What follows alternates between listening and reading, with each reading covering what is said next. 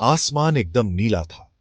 बादल इधर उधर तैर रहे थे, मानो किसी पेंटिंग का हिस्सा हो। केबिन में हल्की सी गूंज थी। लोग अपनी सीटों पर आराम से बैठे थे, कुछ बातें कर रहे थे, कुछ किताबें पढ़ रहे थे। फ्लाइट 578 में 45 लोग जिले में एक रग्बी मैच के लिए जा रहे थे। उनमें से कई खिलाड़ी थे जो अपने सपनों को पूरा करने के लिए उत्साहित थे। हंसी और एक्साइटमेंट से हवा भरी हुई थी। हर कोई अपने दोस्तों के साथ मस्ती कर रहा था, मानो यह एक साधारण यात्रा हो। लेकिन एंडस माउंटेन्स की ऊंची चोटियों के ऊपर किस्मत कुछ और ही खेल खेलने वाली थी। प्लेन अचानक हिलने लगा। यात्रियों को कुछ अजीब सा महसूस हुआ। एकदम सन्नाटा छा गया। फिर कॉल्स, लोग चिल्लाने लगे, सीट बेल्ट कसने लगे। बर्फ और स्नो से टकराती हुई मेटल की चीख। चारों तरफ सफेदी। प्लेन के टुकड़े चारों ओर बिखर गए। जब बर्फबारी थमी तो बचे हुए लोग खुद को एक वीरान बर्फीली जगह में फंसा पाया। चारों ओर सिर्फ बर्फ और पहाड़ थे। उनका प्लेन टूटा फूटा पहाड़ पर बिखरा पड़ा था। हर तरफ मलबा और बर्बादी थी। खाना कम था, तापमान गिर रहा था। ठंड से बचने के लिए लोग एक दूसरे के करीब आ रहे थे। दुनिया बहुत दूर लग रही थी। मदद की कोई उम्मीद नहीं थी। हर दिन के साथ उम्मीद कम होती जा रही थी। लोग निराश हो रहे थे, लेकिन फिर भी जीने की कोशिश कर रहे थे। शुरुआती हादसे में बचने वालों का क्या? वो कैसे बचे रहे? वो जिंदा थे, लेकिन एक पहाड़ी कब्रिस्तान में थे। हर दिन एक नई चुनौती थी। हवा पतली, हर सांस एक स्ट्रगल। बर्फीली हवा भयानक आवाज कर रही थी। बचे हुए लोग मलबे के बीच गर्मी के लिए एक साथ हडल्ड थे। उनके शरीर जख्मी थे। वो जवान थे, ज्यादातर 20s में। उनकी जिंदगी अभी शुरू ही हुई थी। लेकिन अब उनकी दुनिया टूटे हुए प्लेन तक सिमट गई थी। खाना जल्दी खत्म हो गया। भूख और प्यास सता रही थी। ठंड जान लेने पर आमादा थी। फिर भी हर मुश्किल के बावजूद जीने की जिद पैदा। उन्होंने बर्फ पिघलाकर पानी रखा, प्लेन के टुकड़ों से शेल्टर बना, लेकिन उनके शरीर कमजोर होते जा रहे थे। निराशा बढ़ने लगी। कब तक वो उम्मीद पर टिके रह सकते थे? जब उन्हें जल्द ही पता चलने लगा, एक ऐसी चीज में जिसे वो कभी नहीं सोचते थे। दिन हफ्तों में बदल गए। समय जैसे थम सा गया था। हर गुजरता पल एक नई चुनौती लेकर आता था। सफेद वीरानता उनकी परवाह नहीं करती थी। बर्फ की इस चादर में कोई दया नहीं थी, बस एक ठंडा सन्नाटा। उनके दोस्तों और परिवार के शरीर बर्फ में जमे हुए थे। हर तरफ बिखरे हुए अवशेष एक दर्दनाक याद दिलाते थे। उनके जवान चेहरे अब ट्रेजेडी के मास्क, सर्वाइवर्स के ख्यालों में घूमते थे। वो हंसी और खुशी के पल अब सिर्फ एक धुंधली याद बनकर रह गए थे। भूख एक मॉन्स्टर बन गई थी। पेट की आग ने उन्हें अंदर से जला दिया था। हर गुजरते दिन के साथ ये और भी भयानक होती जा रही थी। जीने की इच्छा बर्फीली हवा से भी तेज थी। हर कदम एक संघर्ष था, लेकिन हार मानना उनके बस में नहीं था। एक भयानक फैसला लेना पड़ा। यह फैसला उनके दिल और दिमाग को चीर कर रख देने वाला था। खाने का एक ही रास्ता था, अपने मरे हुए साथियों के शरीर। ये सोच भी उन्हें अंदर से तोड़ रही थी। ये फैसला मजबूरी में लिया गया था, जीने के लिए। हर किसी की आंखों में दर्द और बेबसी साफ झलक रही थी। जिंदा रहने के लिए उन्हें मौत की सैंक्टिटी को तोड़ना पड़ा। ये एक ऐसा कदम था जिसे उठाने में उनकी आत्मा कांप उठी थी। उन्होंने अपने मरे हुए साथियों को फ्लैश खाया। हर निवाला उनके लिए एक जहर की घूंट जैसा था। ये एक भारी मन से किया गया पैक्ट था, एक सैक्रिफाइस जो उन्हें हमेशा रहेगा। ये एक ऐसा बंधन था जिसे वो कभी नहीं भूल पाएंगे। लेकिन जीने के इस एक्ट की एक भयानक कीमत थी। हर किसी की आंखों में एक खालीपन, एक ऐसा दर्द जो कभी नहीं होगा। उनकी आंखों पर एक दाग लगा। ये दाग उन्हें हमेशा के लिए बदल चुका था। अगर रेस्क्यू आया भी, तो क्या वो ब्लेसिंग होगी या कर्स? ये सवाल उनके दिलों में गूंजता था। हफ्ते महीनों में बदल गए। उम्मीद की एक किरण दिखाई दी। एंडेस, जो कभी एक मजेस्टिक प्रिजन था, अब एक पॉसिबिलिटी दिखा रहा था। एक जवान मेडिकल स्टूडेंट रोबर्टो कनेसा और एक रग्बी प्लेयर नांडो पाराडो रेजिलियंस के बीकन बनकर उभरे। उनका मानना था कि एस्केप होना ही था। उन्होंने प्लेन के टूटे हुए मैप और सूरज की पोजीशन से टेरेन को स्टडी की।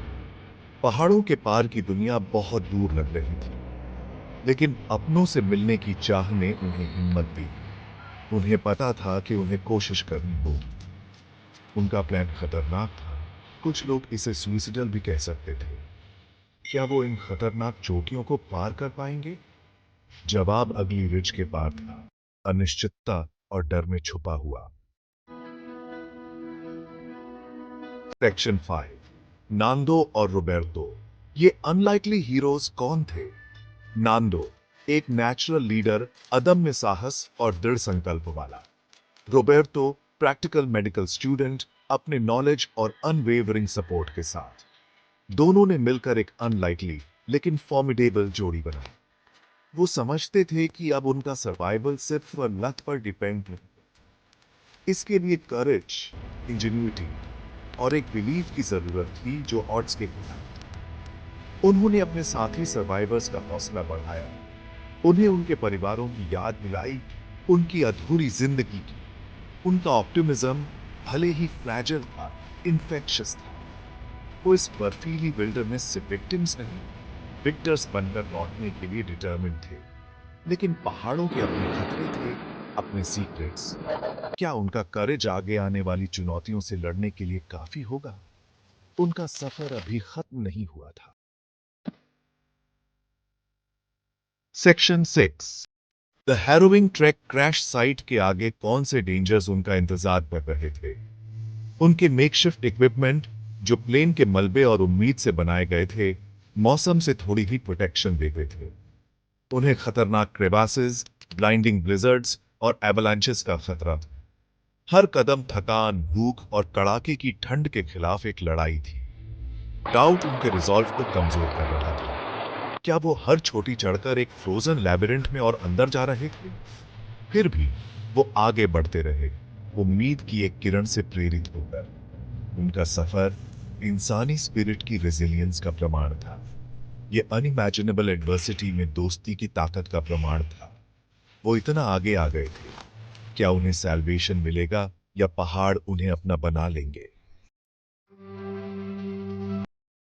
Section 7, salvation and sorrow. दुनिया ने उनकी इम्पॉसिबल कहानी पर कैसे रिएक्ट किया? 74 दिनों के बाद होराइजन पर एक साया दिखाई दिया। यह साया एक नई उम्मीद की किरण लेकर आया था।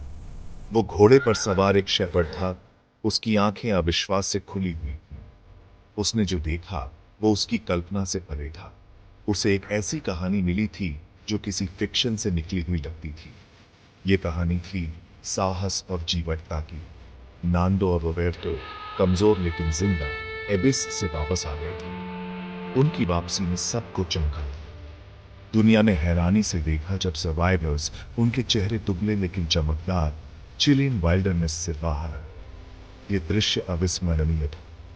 उनकी कहानी एक ग्लोबल सेंसेशन। हर कोई उनकी बहादुरी और संघर्ष की कहानी सुनना चाहता था। ह्यूमन एंड्योरेंस का एक टेस्टमेंट। ये कहानी मानव आत्मा की असीम शक्ति को दर्शाती है। लेकिन उनकी वापसी बिटर स्वीट थी। खुशी के साथ साथ दुख भी था। ये सर्वाइवल की ट्रायम्फ थी, लेकिन साथ ही खोए हुए दोस्तों और परिवार की याद भी। हर खुशी के पीछे एक गहरा दुख छिपा। उनके ऑडियल ने उन्हें हमेशा के लिए बदल दिया। उनके चेहरे पर अनुभव की गहराई साफ झलकती थी। ऐसे लॉस के साथ, ऐसे प्रोफाउंड एक्सपीरियंस के साथ कैसे जीते हैं? ये सवाल उनके जीवन का हिस्सा बन गया था। Section 8, whispers in the wind. बर्फीले साइलेंस में कौन से सीक्रेट्स अब भी छुपे हैं? एंडिस हमेशा के लिए उनकी यादों में एच्ड ब्यूटी और टेरर दोनों रखता था। उन्होंने मौत को देखा था और वापस आए थे, हमेशा के लिए अपने शेयर्ड एक्सपीरियंस से बंधे हुए। उनकी कहानी अनइमेजिनेबल हार्डशिप और एक्स्ट्रॉर्डिनरी करेज की पूरी दुनिया में गूंजी। फिर भी कुछ विस्पर्स रह जाते हैं, कुछ सवालों के जवाब नहीं मिलते। सर्वाइवर्स अपने चॉइसेस का, अपने सैक्रिफाइसेस का बोझ ढोते थे। उन्होंने सीखा कि जिंदगी और मौत के बीच की रेखा बहुत पतली हो सकती है, लेकिन उनके सर्वाइवल की असली कीमत क्या थी? उन लंबी ठंडी रातों में पहाड़ उनके कानों में क्या कहते थे? Section 9, the unanswered question. क्या हम ह्यूमन एंड्योरेंस के ऐसे टेस्ट में सरवाइव कर सकते हैं? एंडिस सर्वाइवर्स की कहानी जिंदगी की फ्रेजिलिटी और ह्यूमन रेजिलियंस की गहराई की याद दिलाती है। ये हमें खुद से पूछने पर मजबूर करती है, अगर हमें ऐसे ही एंड्योरेंस के टेस्ट का सामना करना पड़े, तो क्या हम इतनी स्ट्रेंथ दिखा पाएंगे? क्या हम सरवाइव करने के लिए इम्पॉसिबल चॉइसेस ले पाएंगे? ये सवाल एंडिस के साइलेंस में गूंजता हुआ जिंदगी, मौत और इंसान होने का असली मतलब क्या है, इस बारे में हमारे परसेप्शंस को चैलेंज करता रहता है। आपका जवाब क्या होगा?